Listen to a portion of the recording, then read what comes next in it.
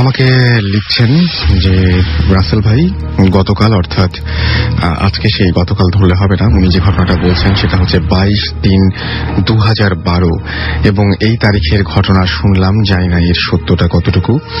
আমি জিয়াজ, ঢাকা উত্তরা থেকে বলছি। গতকাল আমরা কয়েকজন ফ্রেন্ড মিলে ভূত এফএম নিয়ে কথা বলছিলাম। তখন আমার একজন ফ্রেন্ড তার একটি ঘটনা বলছিল, যা হলো এইরকম। ঘটনাটা এরকম যে আমার ওই ফ্রেন্ডের নাম হলো শাকিল, ও ঢাকা বনশ্রীতে থাকে। ওর কিছু বিজনেস আছে, এর মধ্যে একটা বিজনেস হলো ওর কয়েকটা পিকআপ ভ্যান আছে এবং ও সেগুলো ভাড়া দেয়। বেশ কিছুদিন আগের ঘটনা, ওই দিন ওর একটা গাড়ির ড্রাইভার অনেকগুলো ট্রিপ দিয়েছিল, তাই যথারীতি ড্রাইভারটি অনেক ক্লান্ত ছিল। কিন্তু হঠাৎ করে রাত 10টার দিকে একটা ট্রিপ আসে, যেটাতে তাদেরকে ঢাকা থেকে বরিশাল যেতে হবে একটি লাশ নিয়ে। আমার ফ্রেন্ড সে চিন্তা করে যে বসে না থেকে সে বসে থেকে আর কি লাভ হবে, তার সে ট্রিপটাতে গেলে কিছু টাকা আসবে। এই ভেবে সে নিজেই সিদ্ধান্ত নেয় যে সে বরিশাল যাবে। রাত 11টার দিকে সে তার গাড়ি নিয়ে ঢাকা মেডিকেল কলেজ হসপিটালের সামনে যায়। ওখান থেকে একটা লাশ উঠানো হয়। লাশটি একটা চাটাই দিয়ে মোড়ানো ছিল। ওরা গাড়িতে তোলার আগে একবার লাশটি দেখে নিয়েছিল। এখানে একটি কথা না বললেই নয় যে ওটা ছিল একটা সুইসাইডের ঘটনা। যাই হোক, পিকআপ ভ্যানের সামনে ড্রাইভারের সিটে বসেছিল আমার ফ্রেন্ড শাকিল, আর তার পাশে বসেছিল ওর পরিচিত একটা ছেলে, যে ছিল সবসময় কোনো না কোনো ট্রিপ গেলে ওর সাথে থাকতো। আর গাড়ির পেছনে লাশটি ফ্লোরে শুয়ে রাখা হয়েছিল, আর লাশটার সাথে পিছনে 3 জন লোক ছিল। ওরা ওদের জার্নি শুরু করলো। কখন কোন রকম প্রবলেম ছাড়াই ওরা মাওয়া পৌঁছে গেল। তারপর মাওয়া থেকে খুব ভালোভাবেই ফেরি পার হয়ে তারা যেটা করলো সেটা হচ্ছে যে কাউরাকান্দি ঘাটে গিয়ে পৌঁছালো। যথারীতি তারা আবার যাত্রা শুরু করলো এবং কাউরাকান্দি ঘাটের কিছুক্ষণ পরে একটা ছোট ব্রিজ আছে, জায়গাটার নাম আমার মনে নেই। ওখানে যাবার কিছুক্ষণ আগে থেকেই ওর খুব যেটা হচ্ছিল সেটা হচ্ছে অস্বস্তি লাগছিল। ওর কেন যেন মনে হচ্ছে যে কে যেন পিছু নিয়েছে ওদের, অর্থাৎ ওর বারবার মনে হচ্ছিল যে গাড়ির পেছনে কেউ যেন আসছে। বাট ও লুকিং গ্লাস থেকে যখনই তাকালো লুকিং গ্লাসের দিকে, দেখা গেল যে পিছনে কিছুই নেই, এমনকি কোনো গাড়িও নেই। যাই হোক, বিপদটা ঘটলো যখন ওরা ব্রিজ পার হলো। ওর গাড়ির স্পিড ছিল তখন আনুমানিক 90 কিলোমিটার পার, এই স্পিডটা ছিল আর কি 90 কিলোমিটার পার আওয়ার। এবং সে যেটা করলো সেটা হচ্ছে যে সে সময় হঠাৎ করে গাড়ির পেছন থেকে চিৎকার করে উঠলো, লাশের সাথে বসে থাকা 3 জন লোক, লাশ পড়ে গেছে। তখন আমার ফ্রেন্ডটি গাড়ির গতি কমিয়ে দিতে শুরু করলো ও গাড়িটি থামালো। ওরা গাড়ি ঘুরিয়ে ওই জায়গায়, যেহেতু কিছুটা দূরে চলে এসেছিল, গাড়িটা অনেক স্পিডে ছিল সেই জন্য, তো গাড়িটা ঘুরিয়ে যখন সেই জায়গায় আসলো, সে তখন দেখলো যে লাশটি রাস্তার কোথাও নেই। তো তিনি বলছেন যে আপনি হয়তো আমাকে বলছেন যে রাসেল ভাই, আপনি হয়তো দেখেছেন যে পিকআপ ভ্যানের পেছনের জায়গাটা থাকে, ওখানে চারপাশে প্রায় 2.5 থেকে 3 ফিট জায়গা থাকে, যেটা হচ্ছে উঁচু একটা রেলিং এর মতন দিয়ে ঘেরা থাকে। এবং ওইখান থেকে লাশ কোনোভাবেই 3 জন মানুষ থাকা সত্ত্বেও কোনোভাবেই লাশটি পড়ে যেতে পারে এরকম ভাবার কোনো কারণ নেই। যাই হোক, কিভাবে পড়ে গেল সেটা একটা প্রশ্নই থেকে গেল এবং পেছনে যারা বসেছিল তারা কোনো ঝাঁকুনি অনুভব করেনি, অথচ লাশটা পড়ে গেছে। অর্থাৎ গাড়িটা যে কোনো জায়গায় পড়ে ঝাঁকুনি খেয়েছে এবং সেটা জাম্প করে কোনো জায়গায় চলে গেছে, এরকমও কোনো ঘটনা ঘটেনি। যাই হোক, ওরা সবাই মিলে লাশটা খুঁজতে শুরু করলো। অনেকক্ষণ খোঁজাখুঁজির পরে লাশটা রাস্তার এক পাশে পড়ে থাকতে দেখা গেল। আমার ফ্রেন্ডটি অনেক ভয় পেয়েছিল, তাই গাড়ি থেকে নামেনি। লাশটি পাওয়ার পরে লাশটার সাথে যেই লোকজন ছিল তারা এবং আমার ফ্রেন্ডের গাড়ির যে হেল্পার ছিল ওরা সবাই মিলে লাশটি গাড়িতে তুলল।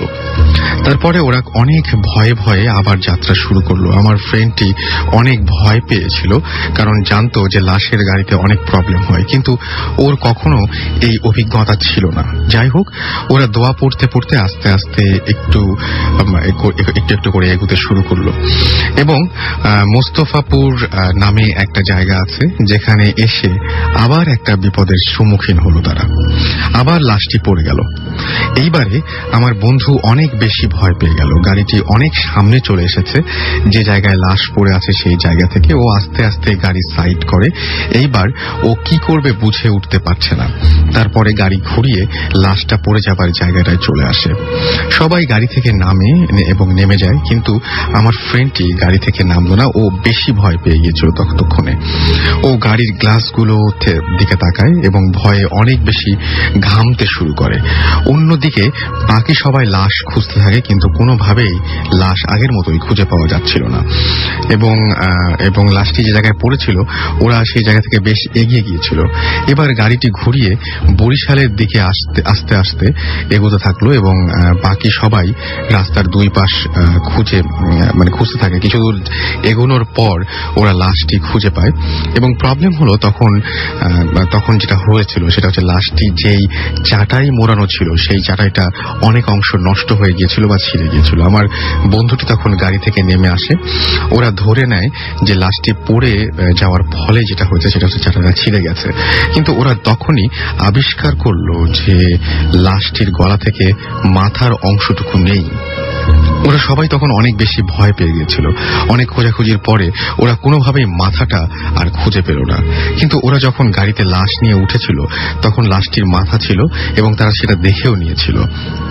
তাহলে এই লাশটা মাথাটা গেল কোথায়? এরপরে কি হয়েছিল তা ওর কাছ থেকে আর জানা হয়নি। আমার ফ্রেন্ডের কথাগুলো বলতে গিয়ে ওর সমস্ত গায়ের লোম দাঁড়িয়ে গিয়েছিল এবং ওর মধ্যে তখন অনেক ভয় কাজ করছিল। আমি জানি না এই ঘটনা কিভাবে ব্যাখ্যা করা যাবে। এবং তারপরে লিখেছেন যে তিনি স্টুডিওতে আসতে পারবেন না, তার ঘটনা যেন শেয়ার করা হয়। আমি শেয়ার করে ফেললাম এই ঘটনাটি, তবে বাকি অংশটুকু তারপরে কোনো প্রবলেম হয়েছিল কিনা এটা জানতে পারলে খুব ভালো হতো। ঘটনাটি কমপ্লিট না, বাট আমার পড়তে গিয়ে খুব ভালো লেগেছিল, সো আপনাদের সাথে শেয়ার করলাম। এর মধ্যে নিশ্চয়ই অনেক এসএমএস চলে এসেছে, বলতে বললাম তার পেছনে একটা কারণ আছে। অনেকদিন আগে আমি এটা ভূত এফএমে শেয়ার করেছিলাম। অনেকে এখন আছেন যারা এই ঘটনাটা হয়তো তখন শোনেন নাই। আমি কোনো একদিন অফিস থেকে বাসায় ফেরার সময় ঠিক কাছাকাছি এরকম একটা ঘটনা ঘটেছিল। সেটা হচ্ছে যে ঠিক এরকম না, এত ভয়ের কিছু না। তো আমি যেটা হয়েছে যে অফিস থেকে বাসায় ফিরেছি, আমার বাসায় তখন কোনো ফ্যামিলি মেম্বার কেউ ছিল না এবং পুরো ফ্ল্যাটটা ফাঁকা ছিল। তো আমি অফিস থেকে ফেরার পরে নিচে যখন দাঁড়িয়ে যখন আমি উঠতে যাচ্ছি, সিঁড়ি দিয়ে জাস্ট উঠতে যাচ্ছি, সেই সময় লোডশেডিং শুরু হয়ে গেল এবং ভেতরটা একদম পুরোপুরি অন্ধকার, ভয়াবহ অন্ধকার। আমি একটু ভয় পাচ্ছিলাম যে উঠবো কি উঠবো না, এরকম একটা সিদ্ধান্ত নিতে পারছিলাম না আসলে, যে যাওয়াটা কি ঠিক হবে নাকি ভেতরে ঢোকাটা কি ঠিক হবে, নাকি এখন একা আসলে কি সামলাতে পারবো, এখন কি আসলে ওখানে যে চার্জারটা খুঁজে বের করতে পারবো নাকি আমার নিচেই ওয়েট করা উচিত। বুঝতে পারলাম যে লোডশেডিং যদি হয়, গরমের দিন যেহেতু 1 ঘন্টা তো লেগেই যাবে, কারণ 1 ঘন্টা একটা জায়গায় দাঁড়িয়ে থাকা এত রাতে, এটাও খুব একটা আজব ব্যাপার। তো আমি ফাইনালি উঠেই গেলাম আর কি। উঠে যাওয়ার পর যখন নিজের দরজার সামনে দাঁড়ালাম, চাবিটা ঘোরাতে যাব, ঠিক তার আগ মুহূর্তে আমি ঠিক এতক্ষণ যে ঘটনাটা আপনি বললেন সেরকম একটা ঘটনা শুনলাম, যে ভেতরে দেখা যাচ্ছে যে মনে হচ্ছে ডাইনিং টেবিলে সবাই বসে খাওয়া দাওয়া করছে। আমি এরকম একটা সাউন্ড পেয়েছিলাম যে কেউ চাচ্ছে কাউকে ডিশ থেকে কোনো কিছু একটা কিছু উঠিয়ে দেওয়া হচ্ছে। হাসিটা সেরকম কোনো কিছু শুনিনি, বাট সব জিনিসপত্র মুভ করছে এরকম একটা শব্দ শুনতে পেয়েছিলাম, যে কেউ দেখা যাচ্ছে মনে হচ্ছে যে বাসায় অনেক গেস্ট আছে। আমি জানি যে বাসায় কেউ নাই, শুধুমাত্র সেই দিনই যে কেউ নাই না, তার 2 দিন আগেও কেউ ছিল না এবং আগামী 2 দিনেও কেউ আসবে না। সো আমি যেটা করলাম সেটা হচ্ছে ভালোভাবে শোনার চেষ্টা করলাম যে কি হয়। তো আমি যেটা হলো যে ভেতর থেকে আসলে ওইরকম টুংটাং আওয়াজ শুনলাম, পানি ঢালার শব্দ, চামচ নাড়ার শব্দ, কোনো কিছু উঠিয়ে দেওয়ার শব্দ, খাবারের শব্দ কোনো কিছু পাইনি। তো আমি আর বেশিক্ষণ দাঁড়িয়ে থাকিনি ওটাতে, চাবিটা আস্তে করে বের করে নিয়ে আমি নিচে চলে গিয়েছিলাম এবং নিচে যাওয়ার কিছুক্ষণের মধ্যে ঘন্টাখানেক আমাকে ওয়েট করতে হয়নি, কারেন্ট আসলো এবং আমি সঙ্গে সঙ্গে আবার উঠে গেছি। উঠে গিয়ে তারপর দরজা খুলে দেখছি না, ভিতরে কোনো সমস্যাই নাই, ভিতরে কোনো কিছু নাই। কিন্তু আমার খুব অদ্ভুত লেগেছিল, আমি কয়েকবার অনেকক্ষণ পর্যন্ত ভালোভাবে পরীক্ষা করে ভালোভাবে দেখে নিয়েছি এবং বুঝতে চেষ্টা করছি যে আমি যা শুনছি এটা ঠিক কিনা। আমার এটা ভুল হওয়ার কথা না। আমি আমার খুব কাছের মানুষটা জানে, তাদেরকে আমি এই ঘটনাটা বলেছি এবং আপনাদের সাথেও একবার শেয়ার করেছিলাম যতদূর মনে পড়ে। আমি খুবই অবাক লেগেছিল আমার যে এরকম সাউন্ড, এরকম ভুল হওয়ার কথা না। আমার বাসায় কেউ নাই আমি জানি, এবং আমার এই প্লেট নাড়ার মতো কেউ নাই। তো এই ঘটনাটা আপনার কাছে শুনে আমার কাছে ওই জন্য খুব অবাক লাগলো যে এরকম ঘটনা আপনার সাথে ঘটেছে। আমি জানি না আসলে সেদিন আমার কি হয়েছিল, বাট আমি পুরোপুরি সেদিন ঘাবড়ে গিয়েছিলাম। এবং তারপরে বুঝতে পারছেন যে সারাটা রাত আমাকে ওই বাসাটায় একা থাকতে হয়েছিল। তখন আমি বুঝতে পারছি যে ভূত এফএম শোনার পরে যাদের একা থাকতে হয় তাদের কত ধরনের সমস্যা হয়। আমি সাধারণত যখন দেখি যে কেউ বলে যে ভূত এফএম শোনার পরে কোনো একটা প্রবলেম হয়েছে, তখন সেই প্রবলেমগুলোকে আমি প্রধানত নাকচ করে দেওয়ার চেষ্টা করি। কারণ এরকম একটা ঘটনা শোনার পরে জানালায় আওয়াজ, খাটের নিচে কারো নিঃশ্বাসের শব্দ, মশারির ভেতরে কোনো হাত, তারপরে গলার ওপরে কেউ গলা টেপার চেষ্টা, এই সমস্ত আজগুবি ঘটনা কিন্তু ঘটতেই পারে। যদি এটা আপনি একদম আজকে রাত্রে যদি ঘটে তাহলে অস্বাভাবিক কিছু হবে না। আপনি আজকে রাত্রে চোখ খুলে হঠাৎ করে আপনার মতো কাউকে দেখতে পারেন। আপনি আজকে রাতের চোখ খুলে আপনার জিনিসপত্র, আপনি যেখানে শুয়েছিলেন, আপনি আপনার খাটটাকে ছাদেও আবিষ্কার করতে পারেন। একদম একদম চমকাবেন না। যাই হোক, আমরা পরবর্তী পড়ছি। আমাদের লিখেছেন শামীম রেজা, সিরাজগঞ্জ থেকে। আসসালামু আলাইকুম রাসেল ভাই, কেমন আছেন? আমি জানি আপনি সবসময় ভালো থাকার দলে, তারপরও জিজ্ঞাসা করলাম। যাই হোক, ঘটনায় চলে যাই। ঘটনাটি আমার নয়, আমার বড় ভাইয়ের শ্বশুরের সাথে ঘটনাটি ঘটেছিল। আমি তার মুখ থেকে পরে এটি শুনেছি, আমি তার ভাষায় বলছি। সালটা 1979, আমার বয়স 25 বছর। 1 বছর হলো আমি বিয়ে করেছি। এর মধ্যে বেশ কয়েকবার শ্বশুরবাড়ি গিয়েছি। হেমন্তের নবান্ন উৎসবের নিমন্ত্রণে শ্বশুরবাড়ি যাবার জন্য খুব সকালে বের হয়েছি। আমার স্ত্রী আগেই চলে গেছে, তাই আমি একাই বের হয়েছি। আমার বাড়ি থেকে শ্বশুর বাড়ির দূরত্ব ছিল অনেক। যাতায়াতের ব্যবস্থা বলতে ছিল মেঠো পথে গরুর গাড়ি, কিন্তু আমি তাতে স্বাচ্ছন্দ্য বোধ করতাম না, তাই হেঁটেই রওনা দিয়েছি। খুব তাড়াতাড়ি হেঁটে সূর্য ডোবার একটু পরে আমার শ্বশুর বাড়ি থেকে 2 মাইল দূরের হাটে এসে পৌঁছেছি। দেখলাম হাটে লাঠি খেলা হচ্ছে। আমি ভাবলাম যে একজন বিনোদন প্রিয় মানুষ আর সারাদিন হাঁটার পর শরীর ক্লান্ত হয়ে পড়ায় ভাবলাম একটু লাঠি খেলা দেখে হাট থেকে কিছু কিনে নিয়ে তারপর বাকি 2 মাইল রাস্তা পাড়ি দেব। কিন্তু খেলা দেখতে দেখতে কিভাবে যে রাত 11টার মতো বেজে গিয়েছে তা টের পাইনি। যখন টের পেলাম তখন দোকানের দিকে ছুটলাম, কিন্তু ঠান্ডা জিলাপি ছাড়া আর নেয়ার মতো কিছুই পেলাম না। তাই কেজি 2 জিলাপি কিনে নিয়ে আবার হাঁটা শুরু করলাম। আমার মনে হয় ঘটনাটা আমি পড়ছি, তাই না? এই ঘটনাটা আমরা মনে হয় আমাদের স্কিপ করে যাই। আমার এই জিলাপির ঘটনাটাই মনে পড়লো। আমি পরের ঘটনায় যাচ্ছি। আমাকে লিখেছেন যে রাসেল ভাই, আমি মলয় সরকার, শিলিগুড়ি, ইন্ডিয়া থেকে লিখছি। আমি আগেও আপনাকে মেইল করেছিলাম। আমি ভূত এফএম এর অনেক বড় ফ্যান। আমি আমার একটা ঘটনা আপনাদের সাথে শেয়ার করতে চাই। আমার পক্ষে স্টুডিওতে এসে ঘটনা শেয়ার করা সম্ভব না, তাই যদি আমার ঘটনাটা আপনাদের ভালো লাগে তাহলে আপনি প্লিজ পড়ে শোনাবেন। আমি প্রতিটি এপিসোড শুনি এবং যেভাবে হোক ডাউনলোড করে শুনি। আমি লাস্ট ইয়ার শিলিগুড়িতে পড়াশোনা করতে আসি, আর এখানে আমি একটা পাবলিক হোস্টেলে থেকে পড়াশোনা করি। এই হোস্টেলটা 17 বছরের পুরনো। হোস্টেলটিতে 4টি ফ্লোর আছে। আমি থাকতাম টপ ফ্লোরে। আমরা 3 জন বন্ধু একটা রুমে থাকতাম। আমার সাথে থাকতো রানিক আর নিলয়। নিলয়ের বাড়ি বাংলাদেশে। আমার লেট নাইটে পড়ার অভ্যাস ছিল। আমি প্রায় দিনই রাত 2টা থেকে 3টা পর্যন্ত পড়তাম, কিন্তু আমার রুমমেটরা 11টার মধ্যে ঘুমিয়ে পড়ত।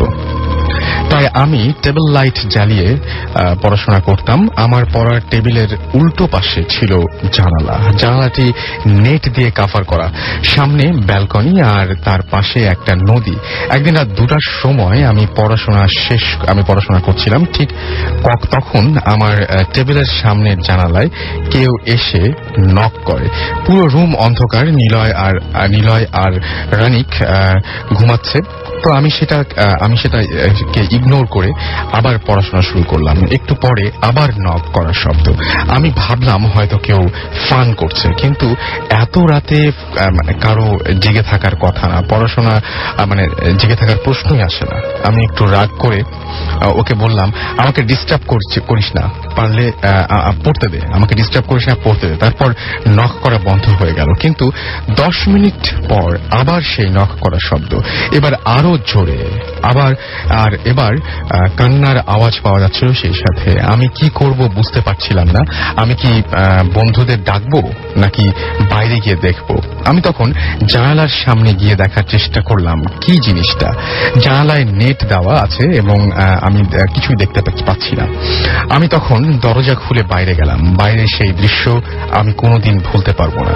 একটা মেয়ে সাদা চুড়িদার পরা বসে বসে কাঁদছে। আমাদের হোস্টেলটা ছিল বয়েজ হোস্টেল, মেয়ে আসার কোনো প্রশ্নই নেই। আমি তার মুখটা দেখতে পারিনি। আমি অনেক সাহস করে সামনে যেতে চেষ্টা করলাম, কিন্তু আমার পা জায়গা থেকে সরল না। মেয়েটি আমার দিকে ফিরে তাকালো, আমাকে কিছু বলতে যাচ্ছিল, কিন্তু আমি সেখানেই জ্ঞান হারালাম। আমার যখন জ্ঞান আসে আমি তখন আমার বেডে শুয়ে আছি। সকাল হয়ে গেছে। আমার বন্ধুরা আমাকে ফ্লোরে পড়ে থাকা অবস্থায় দেখতে পেয়েছিল। সবাই জিজ্ঞেস করছিল কি হয়েছে। আমি কিছুই বলতে পারলাম না, চুপ হয়ে রইলাম। পরে আমাদের হোস্টেলের রান্না করতো তাকে জিজ্ঞেস করে জানতে পারি যে কয়েক বছর আগে একটি মেয়ে হোস্টেলে সুইসাইড করেছিল। তারপর তাকে অনেকেই রাতে একা দেখতে পায়, এবং এরপর আমি রাতে একা পড়াশোনা করি না। 2 মাস পর আমি হোস্টেলটি ছেড়ে দেই। এই হোস্টেল জড়িত আরো কয়েকটি ঘটনা আছে, পরে আবার মেইল করব। আশা করি এই ঘটনাটি শুনে আপনাদের ভয় লেগেছে। ওকে, থ্যাংক ইউ সো মাচ। এটা করেছিলেন মলয়। লিখেছেন যে রাসেল ভাই, জিজ্ঞাসা করব না কেমন আছেন, বিকজ আমি জানি আপনি ভালোর তলে। আমি শাহিন, হোম টাউন ফরিদপুর, এখন ঢাকায় থাকি এবং একটা বেসরকারি বিশ্ববিদ্যালয়ে তিনি বিবিএ করছেন। আমি যে ঘটনাটি বলবো তা আমার দাদুর কাছ থেকে শোনা। ঘটনাটা 1979। আমার দাদু তখন পুলিশে ছিলেন। দাদুর বাসাটা ছিল ফরিদপুরের দক্ষিণ ঝিলতুলি নামক এলাকাতে।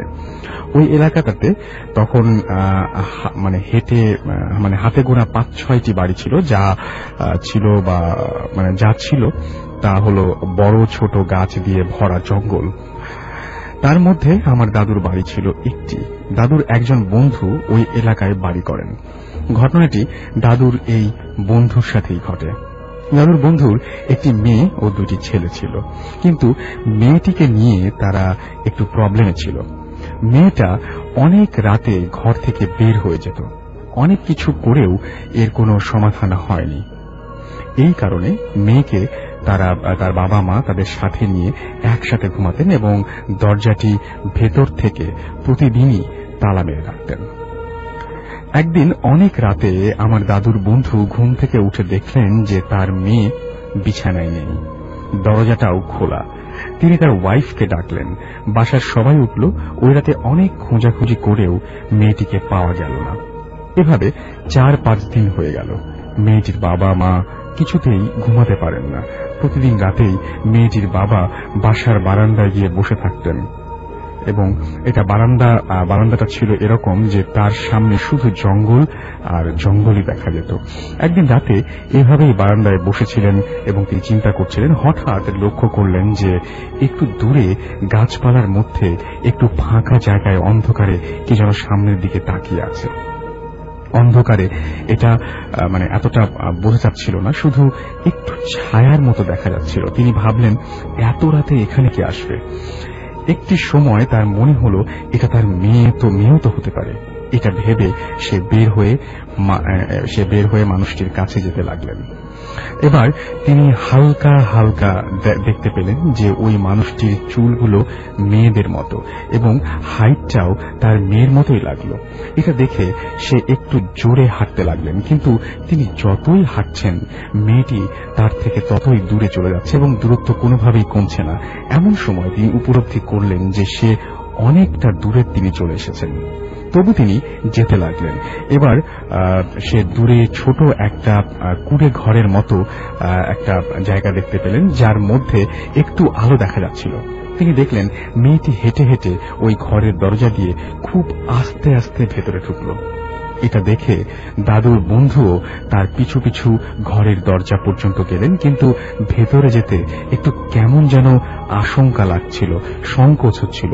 তবুও তিনি ভেতরে ঢুকে একটু বাম দিকে ঘুরে তাকিয়ে কিছু অনাকাঙ্ক্ষিত দৃশ্য দেখতে পেলেন। দেখলেন তার মেয়ে গলায় ফাঁসি দিয়ে ঝুলন্ত অবস্থায় আছে।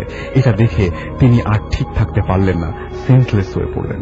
ওই রাতেই একসময় তার জ্ঞান ফিরল। চোখ খুলেই তাকিয়ে দেখলেন তার মেয়ে তাকে বাবা বাবা বলে ডাকছে। তিনি উঠে বসতেই মেয়েটি বলল, বাবা তুমি বাসায় যাও। বাবা বলল, কেন রে মা, তুই যাবি না? আবার মেয়েটা বলল, বাবা আমি যেতে পারবো না, তুমি যাও, আমি ছাড়া তো আমার ভাই আছে, মা আছে, তুমি তাদের নিয়ে ভাবো। বাবা জিজ্ঞাসা করল, তুই যাবি না কেন এটা বল। মেয়ে বলল, আমি কিভাবে যাব বাবা, আমি তো মারা গেছি। মেয়েটি পাশে নখ দিয়ে দেখিয়ে দিল, হাত দিয়ে দেখিয়ে দিল যে ওইখানে আমার লাশ। আসলে বাবা দেখলো লাশটা তার থেকে একটু দূরে শুয়ে আছে। এত সময় পর তার মনে পড়ল রাতের সব ঘটনা। তিনি কেঁদে দিয়ে বললেন যে, কেন রে মা, তুই এমন কাজ কেন করলি, কেন? মেয়েটা বলল যে, আমি কিছুই জানি না বাবা, কিভাবে সব হলো। তুমি যাও বাসায় গিয়ে সব ঠিক করে আমার জানাজা আর কবর দেওয়ার ব্যবস্থা করো, না হলে আমাকে এভাবেই থাকতে হবে। তিনি আর কিছু না বলে বাসায় গেলেন এবং মেয়ের কথা মতো সব করলেন। এভাবে তারপর অনেক দিন কেটে গেল। বাবা কিছুতেই এসব মেনে নিতে পারছিলেন না। একদিন রাতে তার খুবই মন খারাপ লাগছিল মেয়ের জন্য, তাই সে তার মেয়ের কবরের কাছে গেলেন। একটু দূরে থেকে দেখলেন যে তার মেয়ে কবরের কাছে বসে আছে এবং কাছে এসে আবারও তিনি কিছু অদ্ভুত দৃশ্য দেখলেন যে বসে থাকা মানুষটি কেউ নয়, তার মেয়ে। কাছে এসে দাঁড়াতেই তার মেয়ে বলল, বাবা তুমি আবার আসছো? আর আমি না তোমাকে বললাম যে আমাকে নিয়ে চিন্তা করবা না? এবার বাবা কোনো উত্তর না দিয়ে বলল, মা তুই যে বললি তোর জানাজা আর কবর দিলে সব ঠিক হয়ে যাবে, তাহলে তুই এখানে কেন? মেয়েটি বলল, বাবা আমাকে এভাবেই থাকতে হবে, আমি যে স্বাভাবিকভাবে মরিনি। এবং তিনি বললেন যে তারপরে আমার কবরের কাছে আসবে না, এ ধরনের নিষেধাজ্ঞা জারি করলেন এবং এরপরে কখনোই সে তার মেয়েকে আর দেখেনি। যদি ভালো লাগে তাহলে ঘটনাটি আপনাদের পড়ে শোনাবেন। এই ঘটনাটি আমাকে পাঠিয়েছেন তিনি হচ্ছেন, আবারও নামটা বলছি, শাহিন, হোম টাউন ফরিদপুর, এবং তিনি এখন ঢাকায় একটা বেসরকারি বিশ্ববিদ্যালয়ে বিবিএ করছেন। আমি জানি না যে ঘটনার সত্যটা কতটুকু, বাট এরকম ঘটনা যদি সত্যিই বাস্তবে ঘটে থাকে, আসলে এই যে ঘটনাগুলো নিয়ে আমরা আলোচনা করি, একটু আগে আমরা প্রোগ্রামের আগে কথা বলছিলাম যে এই ঘটনাগুলো সবগুলো খুব উদ্ভট লাগে এবং শুনলে আসলে ভয়ের চাইতে বেশি মনে হয় যে মাঝে মাঝে যে এরকম হয় নাকি, এই চিন্তা আমাদেরকে বেশি জড়িয়ে ফেলে। আমরা যদিও যখন কোনো হরর মুভি দেখি বা কোনো ভূতের গল্পের বই পড়ি তখন এই সমস্ত ব্যাপার নিয়ে ভাবতে চাই না, কিন্তু যখন আমরা শুনি যে সত্যিই কোনো ঘটনা কারো জীবনে ঘটেছে বা তিনি যখন যে ঘটনাটা বর্ণনা করছেন তখন আমাদের এরকম নানান ধরনের চিন্তা পেয়ে বসে। যাই হোক, কেমন আমাদের কাছে একটা ঘটনা রয়েছে, সেই ঘটনাটা পড়ে শোনাচ্ছি। আমাকে লিখেছেন যে, হাই রাসেল ভাই, আমার নাম মোহাম্মদ রাশেদুল ইসলাম, গ্রাম আতলাকুড়ি, পোস্ট কনেশ্বর, থানা ডুমুডা, জেলা শরীয়তপুর। আমার বাসা দূরে, তাই আমি স্টুডিওতে এসে ঘটনাটা শেয়ার করতে পারছি না। আমি চাই ঘটনাটি পড়ে শোনানো হোক। মূল ঘটনায় যাওয়ার আগে ঘটনাস্থলের কিছু বর্ণনা দিয়ে দেওয়া দরকার। এটি শরীয়তপুর জেলার ডুমুডা থানার ধানকাঠি ইউনিয়নের পৈতকাঠি নামক গ্রামের। এই গ্রামের মধ্য দিয়ে মডেরহাট এলাকায় একটি পিচ করা রাস্তা আছে, যেটি দিয়ে বাস, ট্রাক ছাড়া অন্য ছোট যানবাহন চলাচল করে। এই রাস্তার পাশে একটি জিম গাছ আছে, যাকে ঝরঝরে জিম গাছ বলা হয়। এটি সাইজ অনেক বড়। এই জিম গাছ নিয়ে অনেক ঘটনা আছে, যেমন ভর দুপুরবেলা কিংবা রাতে কেউ টিফিন বক্সে খাবার নিয়ে ওই গাছতলা দিয়ে গেলে গন্তব্যে পৌঁছার পর দেখতো বক্সে খাবার নেই। এ ধরনের ঘটনা প্রায় ঘটতো। এছাড়া এক রিকশাওয়ালা দুজন যাত্রী নিয়ে ওই রাস্তা দিয়ে যাচ্ছিল। যাত্রী এবং রিকশাওয়ালার মধ্যে কথা হচ্ছিল। ওই জিম গাছ তলায় যাওয়ার পরে রিকশাওয়ালা পেছনে যাত্রীর কোনো সাড়া পাচ্ছিল না, তাই সে পেছনে ফিরে তাকালো, কিন্তু সে পেছনে কোনো যাত্রী দেখতে পেল না এবং একটি অদৃশ্য থাপ্পড় তার কানে এসে পড়ে। সে অবাক হলো যে রিকশায় কোনো যাত্রী নেই, তাহলে তাকে থাপ্পড় মারল কে? সেই রিকশাওয়ালা এখনো কানে শুনতে পায় না। ওই রাস্তা দিয়ে বেশি রাত্রে কেউ গেলে তার সাথে কিছু না কিছু ঘটে। এবার আসা যাক মূল ঘটনায়। একদিন আমি, আমার বন্ধু পারভেজ, মরেরহাট নামক জায়গায় কনসার্ট হচ্ছিল, তো আমরা কনসার্ট দেখতে গেলাম। কনসার্ট শেষ হলো রাত 12টায়। আমাদের মাথায় ছিল না যে আমরা কিভাবে বাড়ি যাব। যা হোক, কনসার্ট শেষে বেলুন বিক্রেতার কাছ থেকে দুজনে দুটো বেলুন কিনলাম। আমরা বাড়ি ফেরার জন্য রিক্সা খুঁজছিলাম, কিন্তু কেউ আসতে রাজি হচ্ছিল না। অবশেষে আমরা 5 কিলোমিটার পথ হেঁটে আসার সিদ্ধান্ত নিলাম। আমরা যে রাস্তা দিয়ে বাড়ি আসব সেই রাস্তার ঝরঝরে জিম গাছ আছে। আমরা একটু ভয় পাচ্ছিলাম, কারণ ইতোপূর্বে সেখানে বিভিন্ন প্যারানরমাল ঘটনা ঘটেছে। আমরা দুজন আছি বলে সাহস করে বেলুন নিয়ে হাঁটা শুরু করলাম। আমরা জ্যোৎস্নার আলো এবং দুজনের কাছে থাকা দুটি মোবাইলের আলোতে হাঁটতে হাঁটতে জিম গাছের নিকট পৌঁছালাম। কিন্তু তখনই ঘটল সেই ঘটনা।